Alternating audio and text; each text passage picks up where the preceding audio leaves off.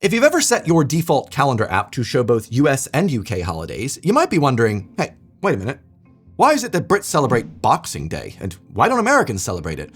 Many Brits I've talked to don't even know the real reason for the holiday and think it has something to do with boxing up unwanted gifts, or worse, the sport of boxing. I spent the first 22 years of my life in the US and experienced many a lovely Christmas, but the Christmases that I've now spent in the UK feel like a completely different holiday thanks to the many traditions that I'd never heard of before moving here. Like, if I'd brought the American version of the most popular British Christmas food to Heather's this year, I'm fairly certain I'd be uninvited from next year's Christmas. My name is Edinger, and these are the British Christmas traditions that Americans don't quite know about. So first off, Boxing Day. What exactly is it? Well, in the current day, Boxing Day acts as a continuation of Christmas for the UK and many of the Commonwealth countries that celebrate it. One of the competing theories for the origin of the name Boxing Day, yet we don't really fully know, but it has to do with the European tradition dating back to the Middle Ages of collecting money for the poor as an offering tied to the feast of St. Stephen. You know, the saint from St. Stephen's Day. If you've been to Christian Mass, you might be familiar with this little alms box that's passed around for you to put in your offering.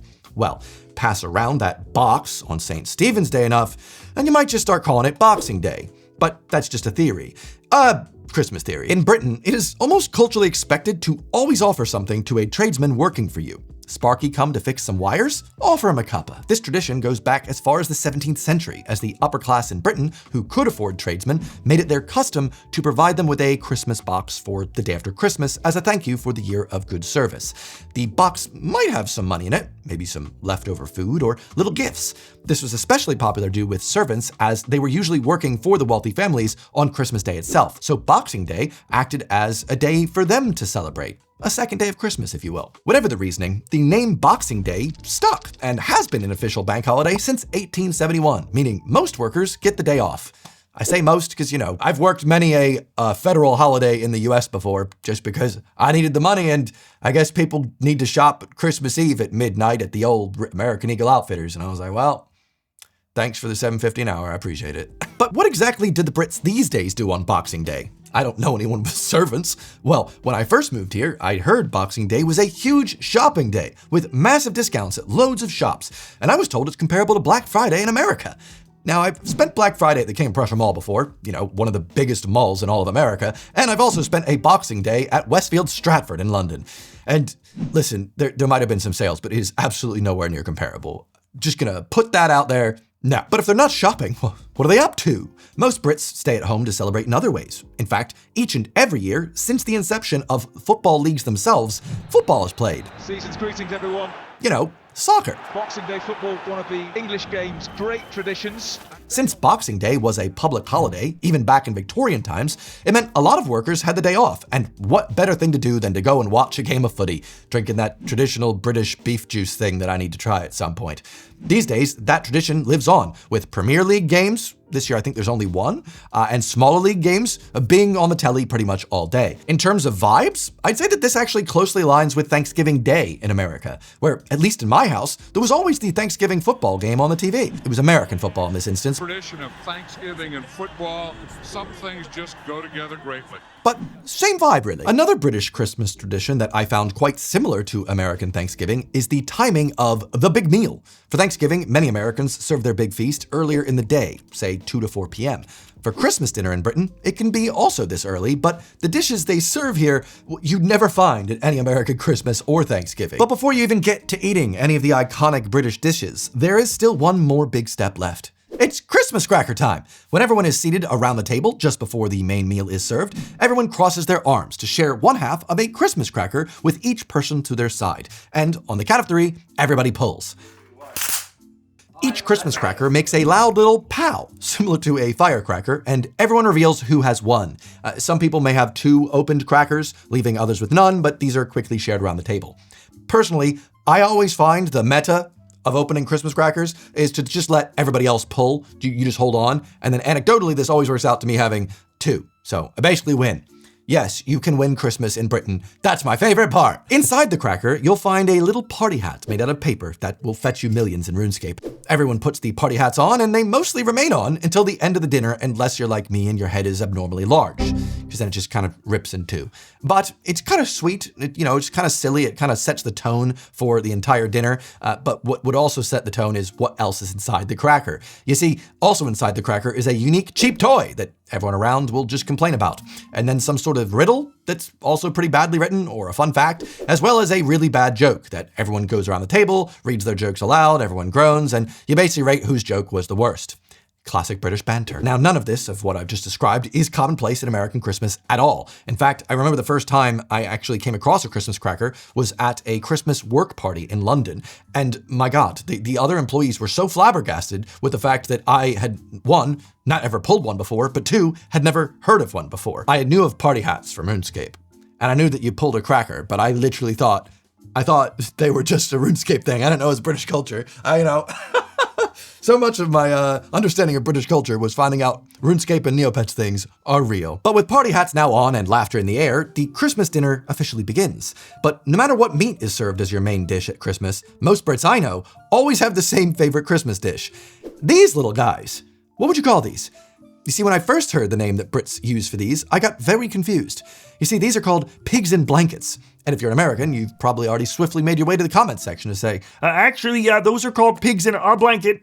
Doesn't make sense. But no, pigs in a blanket, completely different things. You see, pigs in blankets are sausages wrapped in bacon. They're incredibly tasty and heavily associated with Christmas here.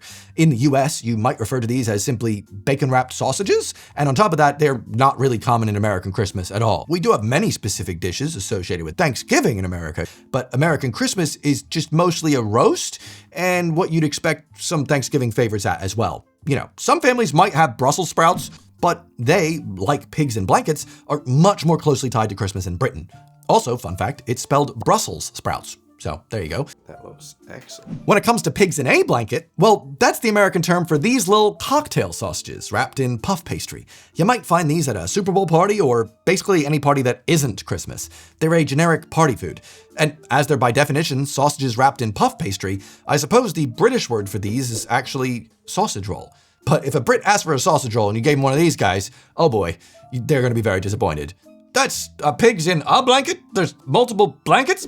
I don't get it either. All I gotta say is, if you'd like to add a little British flair to your next Christmas, I do highly recommend making some homemade pigs in blankets, as they might just become your family's favorite Christmas dish too. But though it is a bit more of a Thanksgiving-specific dish, for the past 3 years, to add a bit more American flair to Heather's family Christmas, I've been making my homemade green bean casserole. I do have a video recipe linked above. It's nice, so it's kind of like a little hybrid Christmas. But when it comes to desserts, guys, Britain's running laps around us, all right? It's like a completely different holiday to Christmas in America at this point. First, you've got your Christmas pudding. It's not like any gelatin sort of thing like American pudding. No, instead, it's a very dense steamed dessert filled with spices, dried fruits, and most importantly, a whole lot of alcohol, usually brandy or rum. But the most important part of the Christmas pudding is that right before serving it, it is again doused in more brandy and set on fire. It's then served with custard or cream, as well as the second very popular Christmas dessert, trifle. I have chosen to make a traditional English trifle. Wow, that sounds great. Evan, what's trifle? Is it some sort of gun for my toddler? Like a rifle? No, actually, it's not. Yeah, what is it? It's a trifle. It's got all of these layers. First, there's a layer of ladyfingers, then a layer of jam, then custard, which I made from scratch.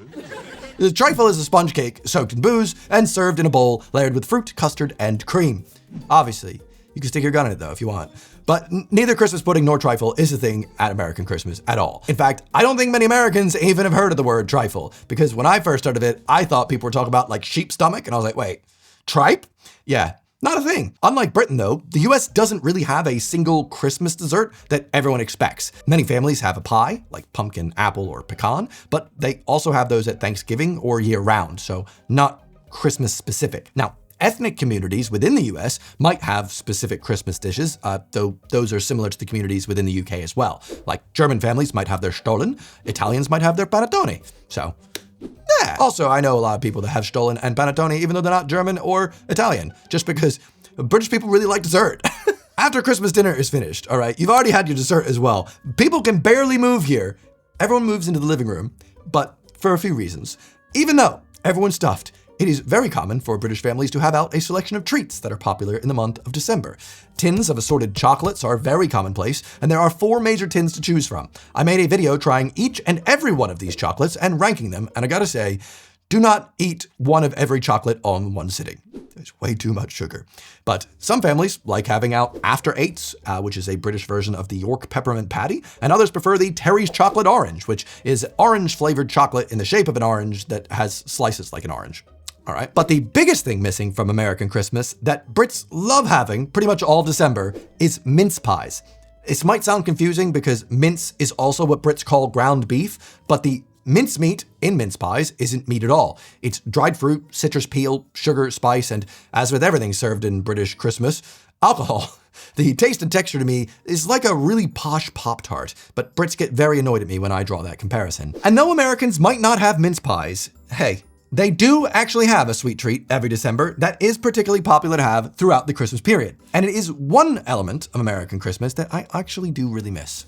Christmas cookies. Yes, the UK obviously does have cookies during Christmas, or biscuits rather, and they definitely have ginger snap style biscuits, but American Christmas often has an array of sugar cookies, snickerdoodles, and Christmas shaped cookies in icing. These are usually baked to be left out for Santa and eaten the rest of the month as well. But there's just something about the American sugar cookie and the snickerdoodle that, oh, they're just so nice. I should just bake some for the next Christmas. Christmas for me, as I'm filming, is in 2 days, but it's a bit of effort right now, and I still haven't bought a gift, so I need to get on that. But as they're munching on their Christmas sweets in the living room, Brits then watch something together as a country. Many US programs like The Office and South Park, they'll have Christmas-themed episodes, but these aren't usually big TV events released on Christmas Day that everyone watches together. And yes, America does have many Christmas films airing throughout the month of December that many in Britain have never even heard of, which surprised me when I moved here. Like, what? You guys haven't heard of The Christmas Story? That's like The Christmas Story. Or even The Year Without Santa Claus? Come on, Heat Miser? None of that? No. I thought Brits love puppets as well. Christmas is a big time for British TV, and in Britain there's always a few Christmas specials prepared especially for the holidays that culturally Brits do still gather around to watch. Bear with me, Gav, I'm working. Oh, Merry Christmas. Mike, that's a turkey. It's a whole Christmas dinner. Even though YouTube is fast becoming the most watched media service in the UK, thanks for subscribing, old media still gets the country involved for the holidays. The family pulls crackers, but the Queen refuses to wear her paper party hat. Last year, there was a Wallace and Gromit film and a Gavin and Stacey finale. And this year, there's a Great Christmas Bake Off episode. And you know what? This is one of those things that every Brit knows that I literally only figured out this week when researching this video. But Wallace and Gromit is closely associated with Christmas in Britain because the classic shorts and films were traditionally broadcast during the Christmas period on BBC. So like whenever a new one would come out, it would come out on Christmas, so Brits would gather around and watch new Wallace and Gromit. It's kind of sweet in that way, that Brits can gather around the TV and watch some iconic telly all together. I don't really think we have much like that in the US except for like the Super Bowl and whenever it finally dies. I mean, in America, the Super Bowl is the event with the most commercials that people talk about all throughout the year. But in Britain, that time period's actually Christmas. Again, see, every year, many British brands unveil their big Christmas-themed ad for that year, the biggest of these being the department store John Lewis. A lot of times, these ads are slow, cinematic, and they're actually more of short films in a way. They touch on loneliness, aging, or a penguin who's in love, and always ends with some sort of reminder that, hey, John Lewis actually sells cute little penguin plushies if you want.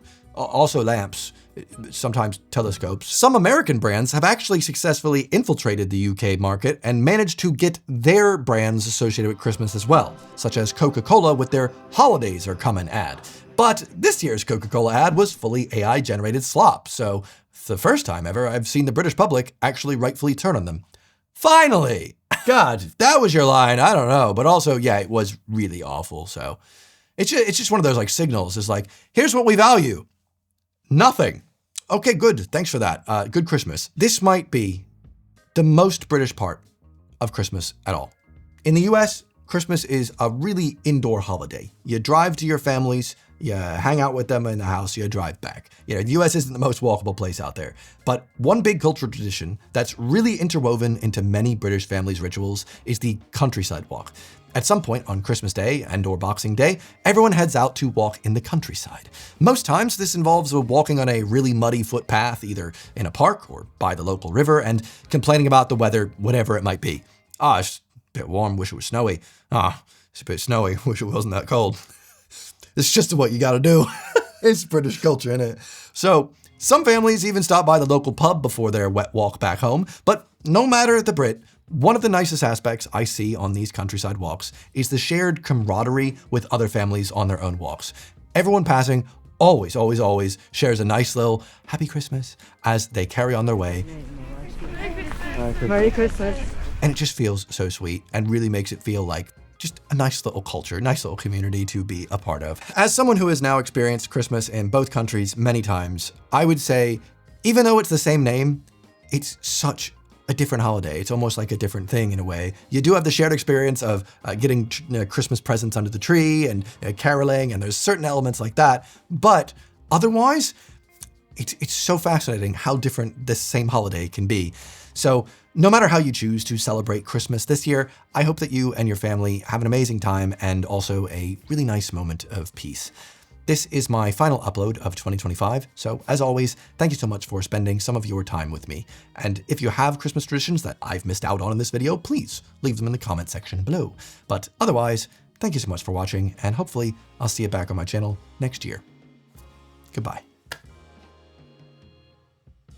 We did it! Sounds like a very good meal.